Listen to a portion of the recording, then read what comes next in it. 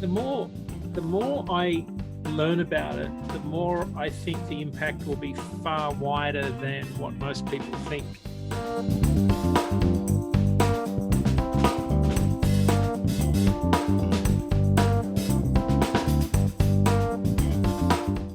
That snippet we opened the podcast with was Dean Croke.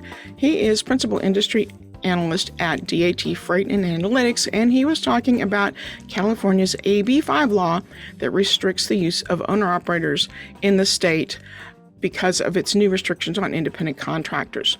And we'll have more with Dean in a moment. I'm Deborah Lockridge. I'm Editor-in-Chief at HGT. And for the second month in a row, our top stories for July on our website were dominated by the situation with AB5.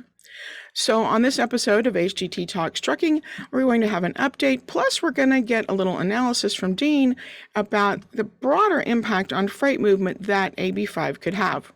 But before we get started, make sure you subscribe to HGT Talks Trucking on YouTube or also on your favorite audio podcast platform, and follow us on social media. Time is money, and that's why Catscale built the Weigh My Truck app. Your drivers can complete their entire weigh without ever leaving the cab. They'll see their weights on their mobile device or tablet, and scale tickets can be automatically emailed to you.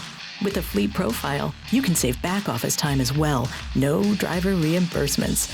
And you'll have access to report data. Find out more at weightmytruck.com. As you probably have heard, California's Assembly Bill 5 looks like it will make the traditional trucking owner-operator model impossible to use in the state. Although AB5 was passed in 2019, it was not being enforced in the trucking industry while a legal challenge was making its way through the courts. At the end of June, the Supreme Court declined to hear the case, which cleared the way for the state to start targeting trucking's use of owner-operators. That decision led to renewed protest at California's ports, where owner-operators make up the vast majority of the drayage fleet, and our coverage of those protests made up 4 of our top 5 stories in July. On July 13th, truckers serving the California port gateways of Los Angeles and Long Beach staged a protest. Truck convoys snarled freeway traffic, and they had demonstrations at the ports, holding signs that said no AB5, wearing T-shirts, getting some local media attention. That was followed the next week by protests at the Port of Oakland. And there the demonstrations lasted for a week and brought port operations nearly to a standstill as protesters blocked the gates and dock workers refused to cross the picket lines. According to a report by Project 44, a supply chain visibility platform, the Oakland protests had a clear effect on the traffic coming in and out of the port. The import container wait times rose. There were more container ships waiting at anchor. The container volume waiting to get into the port tripled, according to Project 44, and they say some ocean carriers decided to skip the port altogether. The result of that was the Port of Oakland filed suit against the AB5 protesters, seeking to keep such a situation from happening again. To get a broader picture of how AB5 could play out in broader freight movements, however, I talked to Dean Croke. He's Principal Analyst for DATIQ, the freight data and analytics operations at DAT, and he thinks it'll be a lot more than the drayage business that could be affected by AB5. I think going to be significant for California, but for anybody sending freight to California, because once you cross the border, you're subject to California law. And some of the advice I've seen this week, and Todd Amon from ATBS put this on his website, option 4 on his list was you can deliver loads in California, but you cannot pick up. You're deadhead out of there. So think about the cost of, you've got to front load your inbound rate into California to factor the outbound deadhead to where? Because normally all that volume is coming out of the West Coast. Right. Not Needles, Arizona on the border, which if you think the next part of it through, so does this mean we'll have transloading warehouses at Medford on the 5, Reno on the 80, Needles on the 40, Yuma on the 8? And if you think that through, then you could see a lot of employee, independent contractors running backwards and forwards to the border, and then a whole lot of translating happening at the border. I mean, that's a That's a distinct possibility. Hadn't thought of that one, but yeah, I mean, you could see it really change the whole environment there as to how things are getting in and out of the state. And I'm sure some owner operators would just be like, I'm not even going to go to California. That would. Absolutely. A lot do because of the CARB requirements already. Right. So I think that's something that I could see happening, because that will add a substantial amount of cost, because it's not just deadheading back to the border. You've got to deadhead a long way further inland before you get to major freight markets. Right. But you're talking about Phoenix and, Denver before you hit some of the big spots. So that's one thing that I'm watching, because I don't know how a carrier could make money going into California and then deadheading out. It just doesn't make economic sense to me. But the bottom line is that capacity in California is going to take a hit. All capacity, not just dray capacity, but just truckload capacity in general, especially that longer distance freight, because carriers are going to be leery about going there. They're going to accept fewer loads into that market, and I think they'll have trouble getting long haul capacity out of there. Tell me a little bit about kind of what kind of data DAT tracks that helps you kind of figure out the impact of AB5. Yeah. So we look at all of our load post volumes on our load board. So we see, let me tell you what we saw last week.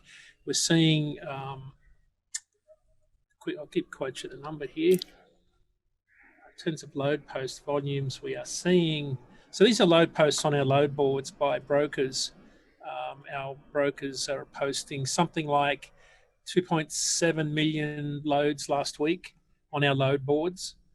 And each of those has an origin destination and a pickup point and pickup time and location. So what I'm doing is I'm looking at inbound loads into California, because one of the first things that's going to happen is the volume of loads being posted into the state of California will start to decrease over time.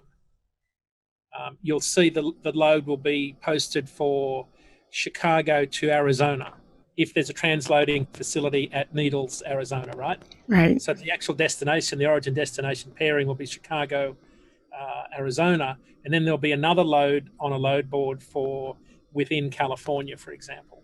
So I will see a decrease. Those load post volumes are already down about 25% in the last month into California. Now, that could be seasonal patterns. I don't know, but it's eerily coincidental with when the Supreme Court decided not to review the case. So it could be coincidence, or it could be a factor in why load posts are decreasing. So load post volumes. The other thing we look at is outbound rates, because outbound rates, presumably, once capacity tightens, will start to increase. Now, it's hard to break out AB5 specifically, because there's lots of other seasonal things going on with imports, chassis shortages, warehouses are choked and full, intermodals metering their outbound loads for BN and US, BNSF and UP. So what we're seeing for outbound loads on intermodal lanes is they're increasing. Right, so because as intermodal capacity tightens because of their challenges, shippers flip that volume to truckload. So right, instead of the rails are having such problems right now.